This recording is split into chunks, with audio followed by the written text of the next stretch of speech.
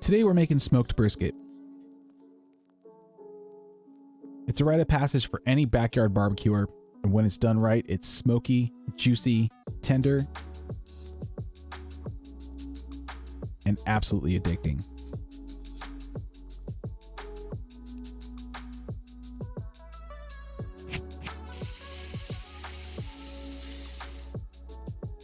Hey, what's going on? Welcome back to the channel. I know it's been a while, but I've had a lot of projects on the back end that I've been trying to wrap up. It's been a crazy few months, but I've been shooting some videos, so I have plenty of content ready for you. So make sure you hit that subscribe button because I don't want you to miss a recipe. I'm trying to get to 1,000 subscribers by the end of this summer, so please help me hit that goal. Now that that's out of the way, let's talk about today's recipe.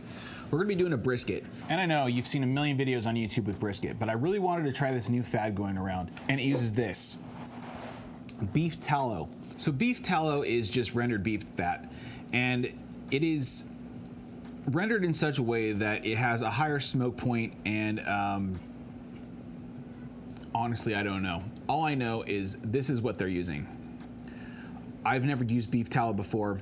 I've heard good things about it. I know you can fry it. It's got a really high smoke point. But what I do know is I've seen Aaron Franklin, Harry Sue, and I recently saw Jeremy Yoder at Mad Scientist Barbecue do this as well, and it looked amazing when it came out. So we're gonna give this a shot, see how it goes. I'm gonna be using a North Texas style seasoning, just salt, pepper, and I'm also gonna be using a little bit of garlic powder. We're gonna be smoking it on the Weber Smoky Mountain, which I recently picked up. I've done a few smokes on it, but I have not smoked a brisket on it, so I'm excited to see how this turns out. We're gonna let it hit the stall at about 165, and then I'm gonna wrap. During the wrap is when I'm gonna line the butcher paper with a little beef tallow. And from what I understand, it's going to make a great final product. Once it's probe tender, I'm gonna take it out, let it rest at room temp, and then I'm gonna let it sit overnight in a cooler. And then tomorrow we'll open it up, slice it, and see what the fuss is all about. So let's get started. So after obsessing with smoking videos on YouTube for years, I've adopted a lot of my methods from Harry Sue, starting with wood placement. I like to place the wood under my charcoal so that it helps smolder longer, giving me a cleaner smoke. And I'm using a blend of hickory, pecan, and cherry wood chunks for this cook. To get the charcoal started, we're going to make a little pit in the center of the coal basket to get the coal started using the minion method. And using butcher paper from a previous cook, I'll light the chimney upside down and pouring about 20 or so coals into the fire.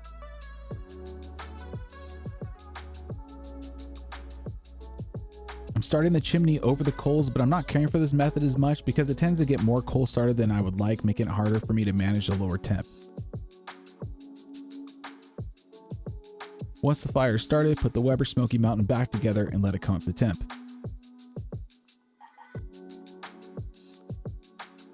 While the temperature is setting in, I'm going to begin to trim the brisket. I picked up this packer from Costco. The price is similar to choice briskets at other stores, and this one's prime, so I like to pick these up when it's available. On the leaner side of the brisket, I'm going to work on trimming down any of the silver skin, along with taking down any large portions of fat that aren't going to render. And before flipping over, I'm going to trim down the decal since that fat isn't going to render off as easily.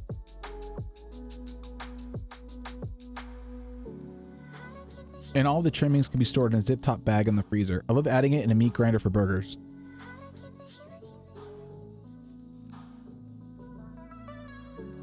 Now on the fatty side, we're going to do the same thing. I'm going to trim the fat down until I have about 1/4 inch or so left of fat. This is going to act as a heat barrier once I put it on the smoker to prevent any burning.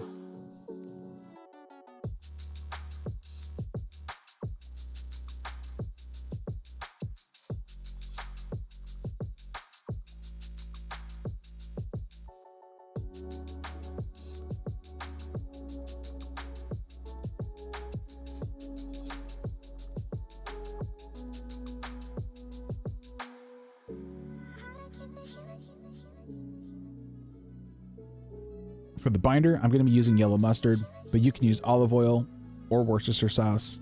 It just helps the rub stick. And for the rub, I normally use a 1-to-1 ratio of kosher salt to coarse ground pepper with a little bit of garlic powder, but I forgot the pepper. So I like using Livia's SBG rub as a backup because the ratio is close to what I normally use and the granule sizes are perfect for barbecue. I'll leave a link down below if you want to go check them out. I'm going to coat both sides with a decent amount of rub without going too crazy with it. Sometimes I use a little bit more, but it's just depending on how I'm feeling.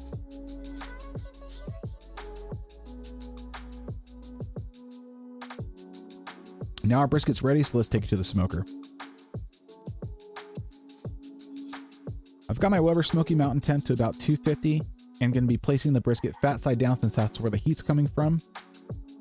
I like to probe the flat and the point to get a good idea of the overall temperature since the point sometimes cooks a little quicker. And I highly recommend using a Wi-Fi thermometer. I'll probe for ambient and meat temps so that I can keep tabs on my smoker without needing to be in a Bluetooth range for my pit. I'm going to let this cook until it hits an internal temperature of 165, and since I added water to my water pan, I shouldn't need to worry about spritzing. Normally I'll spritz every 45 to 60 minutes after the first 90 minutes of my cook. So about 2 hours in, my brisket was already nearing the stall, and when I checked on it, I noticed that the bark was not even close to setting. The side facing the heat looked okay, but the top of my brisket looked more like a steak than a brisket.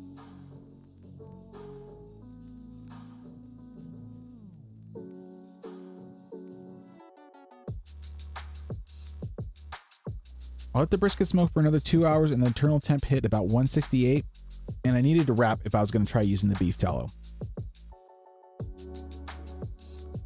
The bark is set, but the color could be darker, but just look at that juice coming out of it.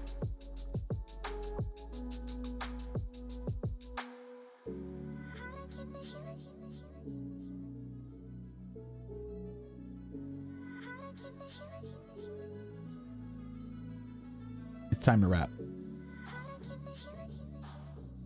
So upon further review, beef tallow, or any fat for that matter, is going to help seal in the moisture inside the butcher paper. It gives the effect of aluminum foil, but since we're using paper, we're still going to be letting a little more moisture out, plus we get the flavor of tallow. I'm going to rub it directly on the paper since it's still solid, but you can also smoke your tallow during the cook and then just pour it on top of your brisket.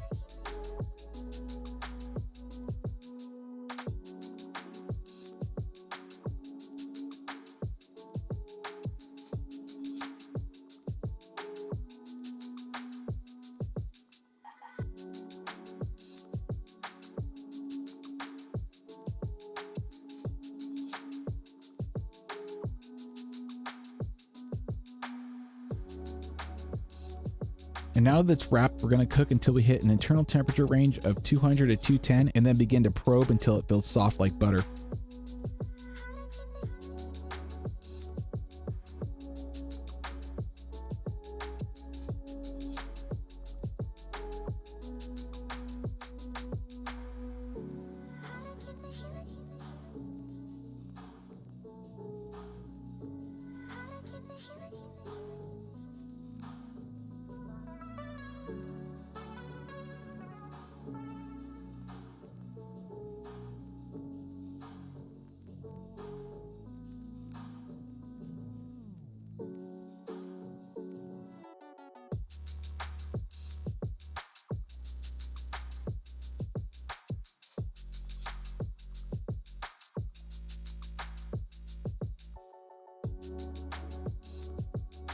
I started to notice that the butcher paper was leaking, so I wanted to make sure that I retained as much liquid as possible.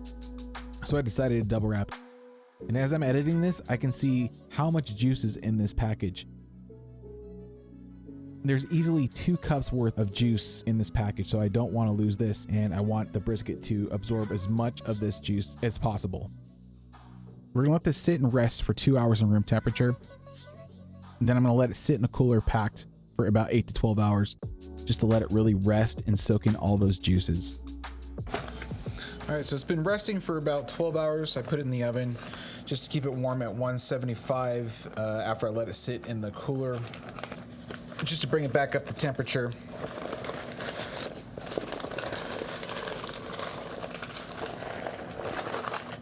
Wow. This is insane.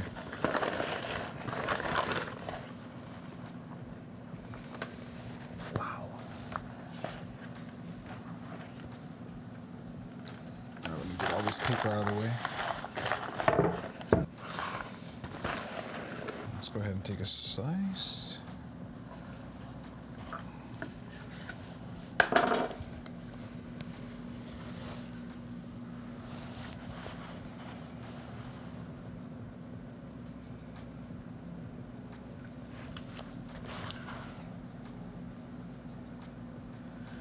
Still got a nice little bit of juice.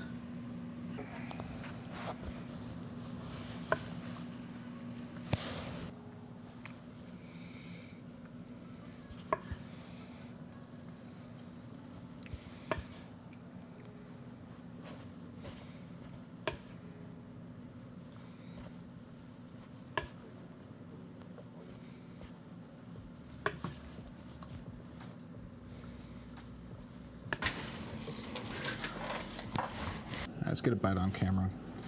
So, perfect pull. Hang is spot on. Bark and smoke ring, I could work on that. This is actually probably the worst bark and smoke ring I've gotten out of brisket.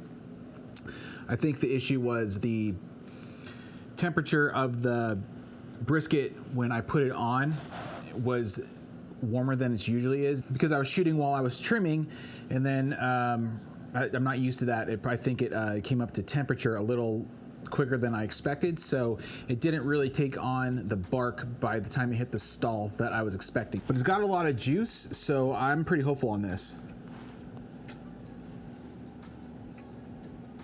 Wow.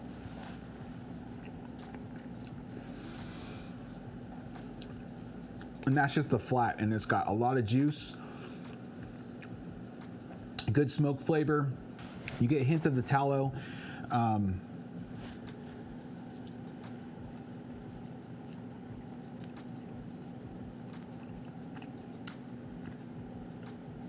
Yeah, I'm sold on this. The fat is beautifully rendered. I can't believe for a flat how much juice it has.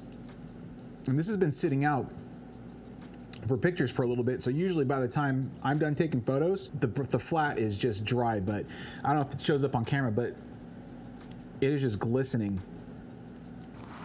Let's see what the point tastes like. I haven't tried the point yet.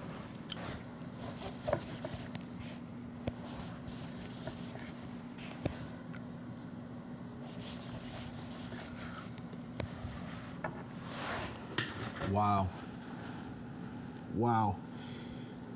I mean, that's a lot of fat right there, but you can just see it is glistening. Oh yeah. Where I lack in the bark and the smoke ring, I make up in flavor on this one. I can't wait to try this again. I just wish I'd nailed the bark a little better. Other than that, this is the best brisket I've ever done, and that's saying a lot for screwing up the bark and the smoke ring. And honestly, I did two things here. This wasn't a scientific experiment or anything, but the combination, I think, of letting this really rest overnight, plus using the beef tallow to just kind of absorb all those flavors and juices back into the brisket, I think it really made this come out amazing. I'm really happy with this brisket. So I'm actually probably gonna freeze some of this and use it later in the week. We're probably gonna do some brisket mac and cheese tonight. I'll probably shoot some photos and share that on my Instagram if you wanna check that out. Other than that, that's the video for this week. I hope you enjoyed it. Please leave me a comment down below. Let me know if you like this. If you wanna see more barbecue content, please let me know. Hit a like, subscribe if you're new to the channel. I'm gonna have fresh content up every week, and I'll see you in the next video.